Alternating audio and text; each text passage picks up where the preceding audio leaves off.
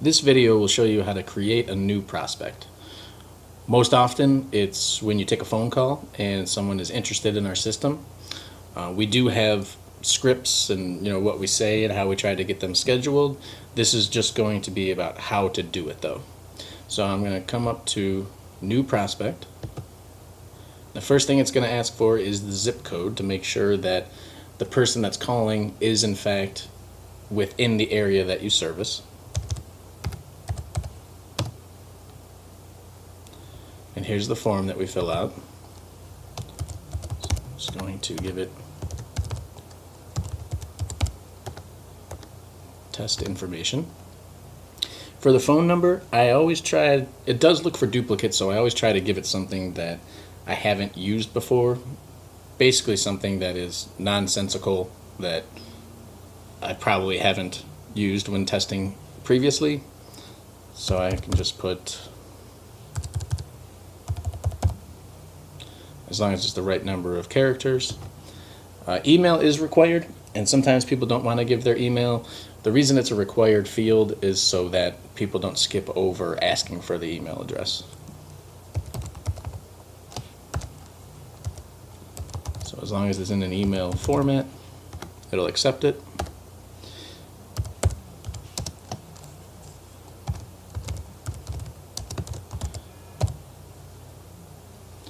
For the address, I always want to give it a real address, kind of the opposite of the phone number, because after this I'm going to show you how to create an agreement, and it involves scheduling appointments, and it does require a real address for the auto scheduler to work.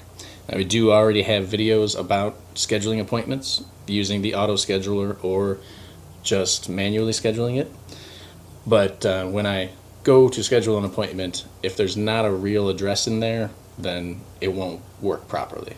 So this is a real address, and usually if you have the zip code and the street address, that's enough information that you can click verify, and it'll fill out the rest of the information for you, all the way down to the street level. So here's what I put in, and here's what it filled out. For pet info, you get a different breed list depending if it's a dog, cat, or other. And for the breed, this is a defined field so that you can query that later. For the breed note, that's anything that you need to type in free form. The birthday, if you know it. And then the notes is anything you need to know about the pet, whether it's aggressive. Later on, we use this for collar settings. So Sammy's collar settings are, boundary plus, 10K, correction settings, delay. So we'll put all that in there later on.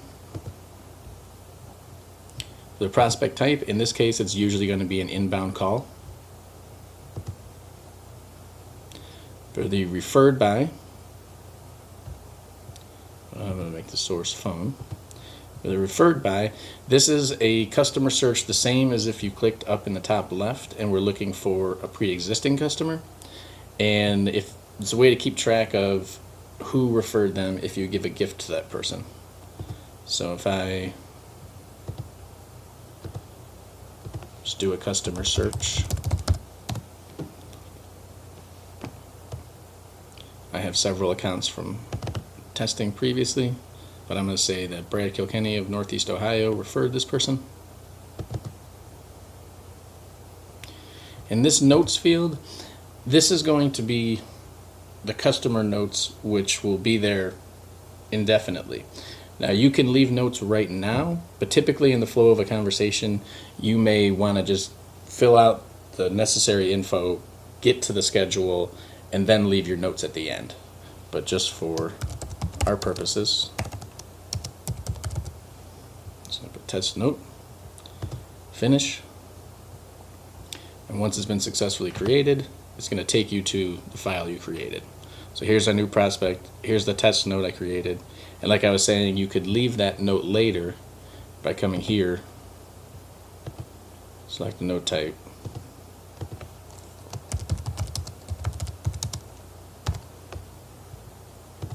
And this will be time stamped with the employee that's logged in, that's leaving the note, the date and time.